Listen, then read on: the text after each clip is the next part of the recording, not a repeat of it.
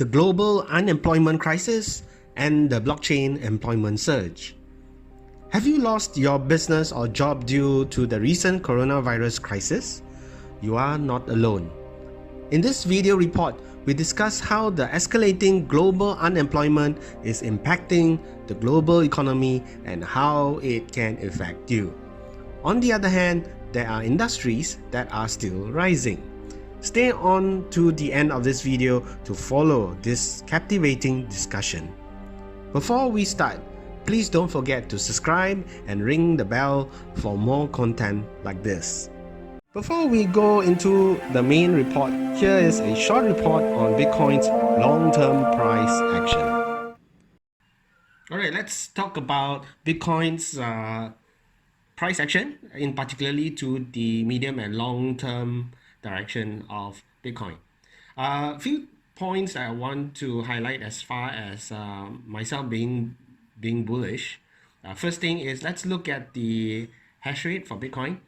It is noted that the hash rate of Bitcoin has recovered. There was a tremendous drop in the hash rate from since beginning of March until recently, end of March. You see a big drop from 120 million terahash to about 90 over terahash. Okay, so this massive drop that you see here is not often. In fact, if you were to scroll back, you don't see such a massive drop in the hash rate, which means that this drop, of course, was due to the massive drop in Bitcoin price that we witnessed from 10,000 down to 5,000 over, which occurred during the equity market crash. So this drop in hash rate was the minus response to the Bitcoin price drop, which is a good thing in the long term, because which means that there are actually less miners mining after the hash rate drop, and this would mean that there is a reduction in the selling pressure to Bitcoin. What that means is, because we have less miners mining, that means those that are not profitable, they are actually pressured out of the market. So what we have left are miners that are still profitable. So because they are profitable, they have the option of keeping the Bitcoins that they actually mined out. They may not want to sell immediately because of the halving that's coming. So because they are not squeezing out the Bitcoins into the market, which means there's actually less selling pressure, implying that there is more pressure for Bitcoin to go up. Okay, so that's the first point. Then the other point that I want to highlight, of course, is the halving itself. So currently, based on the Bitcoin block reward halving countdown on bitcoinblockhalving.com, we actually am about 1 month just before the halving. So again, this would mean that those people that are aware of the Bitcoin halving, they are actually keeping their Bitcoins. They are trying not to sell the Bitcoin. So this again gives reduces the selling pressure of Bitcoin and increases the long-term hold for Bitcoin. The next point that I want to highlight is, again, is something which I highlighted in the previous video, which is that we had that surge in Bitcoin transaction volume, as you can see here, the spike here. So you see the spike here, and this would represent that usually with a spike in volume, there will normally be a reversal in trend. So as the price was going down in March, then we see a possible prolonged trend reversal. Okay, and this is also noted in situations like here, we had this spike reversal here as well. Okay, and so this is a bullish sign that the price may most likely maintain in its upwards trajectory. However, besides these three bullish indicators that I mentioned, though it's fundamental signals, one thing to highlight which could be bearish is that if you are to look at blockchainwhispers.com, out of these three popular exchanges that you see with Bitfinex, BitMEX, and Binance, the total longs actually is more than the total shorts. In fact, it is close to double. So traditionally, if you look back in time, whenever there are more longs than shorts, as far as speculative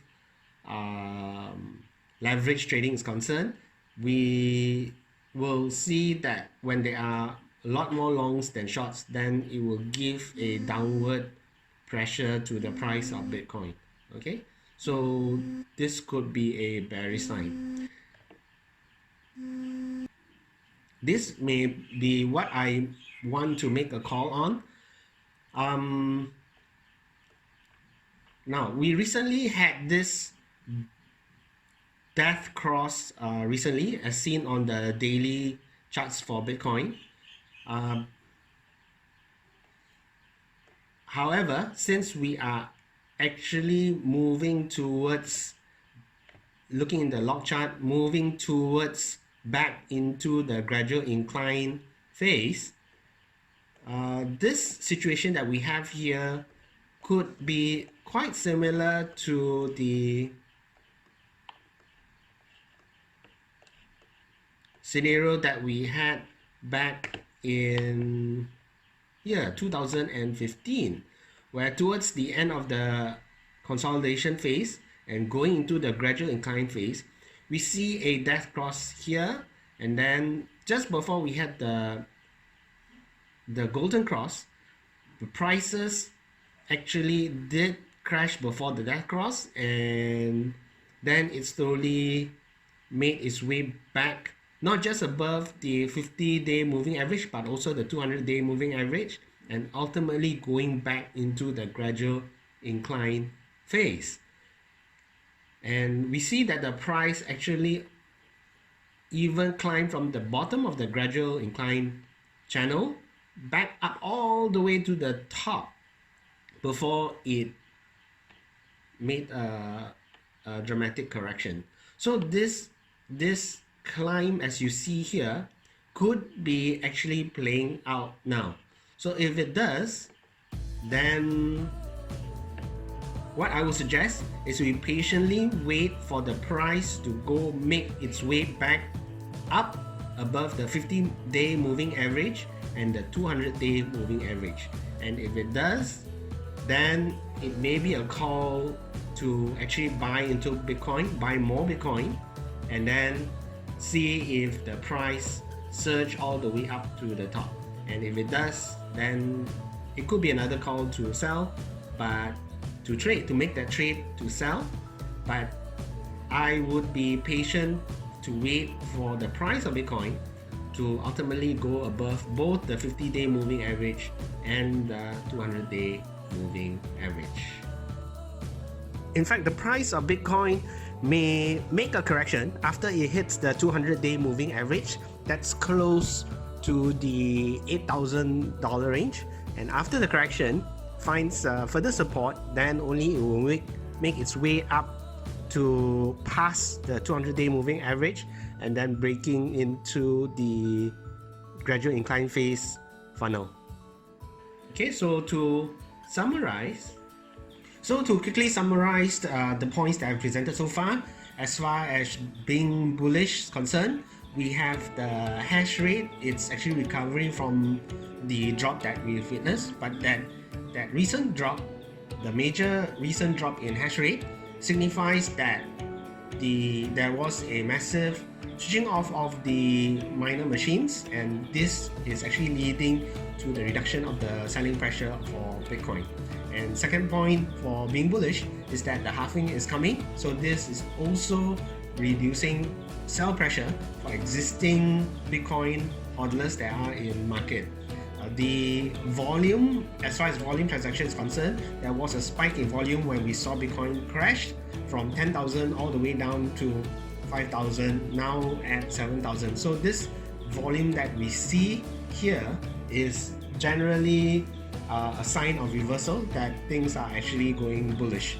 However, one of the items that we see, one of the indicators that we notice is that there are actually more longs in the leverage market now rather than shorts. So this could be an indication that price may have a slight correction moving forward, a correction down again, but I don't think it will go down enough such that it will break the lows that we saw earlier. So if there is a correction, it will find support again, and then it will move up past both the 50-day moving average and the 200-day moving average, and that's where we can consider buying more Bitcoin as it breaks up into the channel, and who knows, it may go all the way up to the top of the gradual incline channel in the log chart for Bitcoin.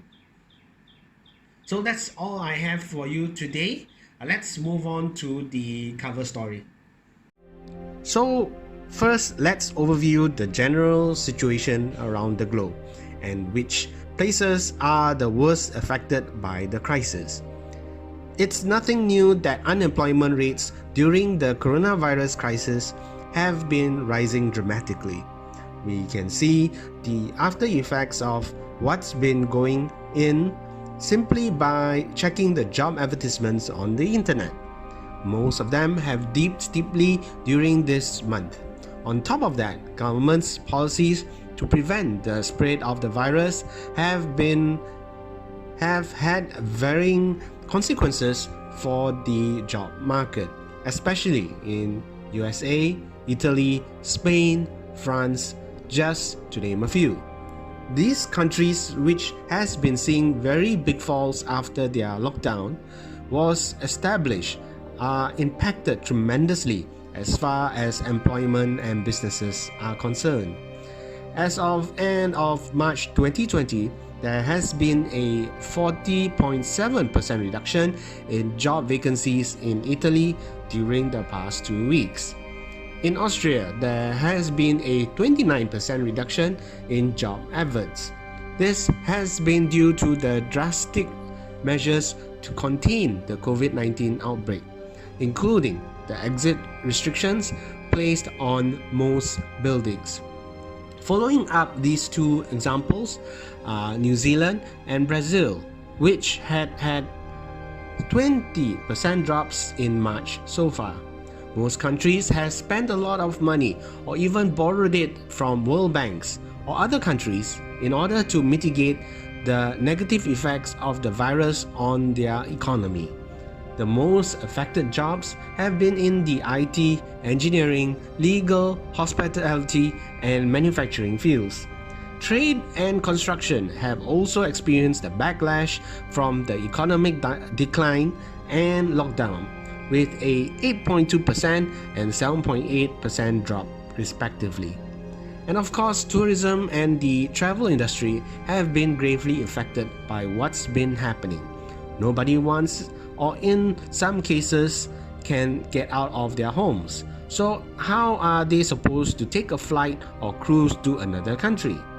However, there has also been an increase in part-time and gig jobs due to the economic uncertainty most companies are undergoing.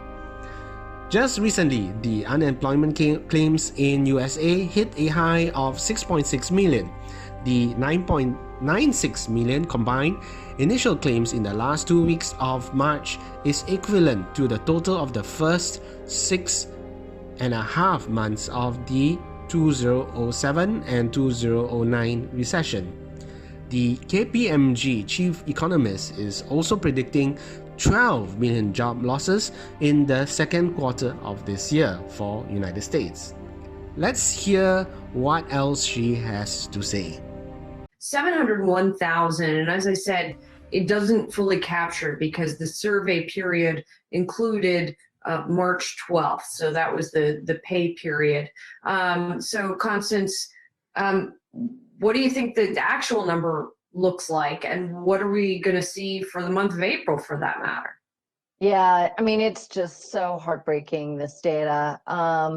We're expecting at least 8 million job losses for April, possibly closer to 12 million for the entire second quarter. We're looking at 25 million job losses. And what is so especially sad about this is that once workers become separated from their employers, it makes it much harder to restart the economy. So it's just all around a very sad and unfortunate situation. Hey, Constance, it's Adam. Good to see you. I want to broaden Hey, this Adam. out with these really none of us in our lifetime. It's been since the Great Depression we've seen these numbers. No, And no, right, it's even worse because during the Great Depression, we didn't have a sudden drop off the cliff like this. This is so unprecedented. I mean, we have more social safety nets in place than during the Great Depression, but this is way worse than anything we saw in the Great Depression. It is not all negative news. There's some positive hope for some of those unemployed, as there has been a rise in the cryptocurrency exchange workforce in the United States. Kraken, which is one of the largest cryptocurrency exchanges in the United States, is looking to increase its job force by 10% despite the recent dips in cryptocurrency prices. Currently, Kraken has 800 members in its team and will be adding 67 hires to the company over the coming weeks. In fact, Indeed.com has displayed approximately 114.5 per million blockchain-centric jobs in last December, right before the first new case of the COVID-19 was reported. That was just months before the whole thing exploded and unemployment rates rose. In fact, by February 2020, that number had increased 3% to 118.4 per million. This is because many of the company's openings are for hospitality professionals that possess skill sets focused around the liberal arts. Turns out that most blockchain industry experts are bullish towards the crypto market. Jihan Wu, the founder of very originally named Bitcoin mining giant Bitmain, gave his first interview of 2020 at a Chinese blockchain media event. He was hopeful for a crypto market bull run over 2020, perhaps inspired by the Chinese New Year. As per Wu's explanation, the China and neighboring Asian countries' outbreaks can be contained within 2 months. And of course, countries around the world are adopting great quantitative easing monetary policies. Turns out that Tyler Winklevoss, the co-founder of Gemini cryptocurrency exchange, tweeted that Bitcoin is the only vaccine in the world that can give you immunity to the money printing disease. A clever joke, in fact, but also containing a high degree of reality in its words. Also, Cointelegraph, leading independent digital media resource about blockchain technology, reported that blockchain will be the most in-demand hard skill in 2020, along with cloud computing, analytical reasoning, and artificial intelligence. If you have any of these skills, then you have a shining 2020 filled with great job opportunities ahead of you, despite the imminent recession due to the COVID-19 spread.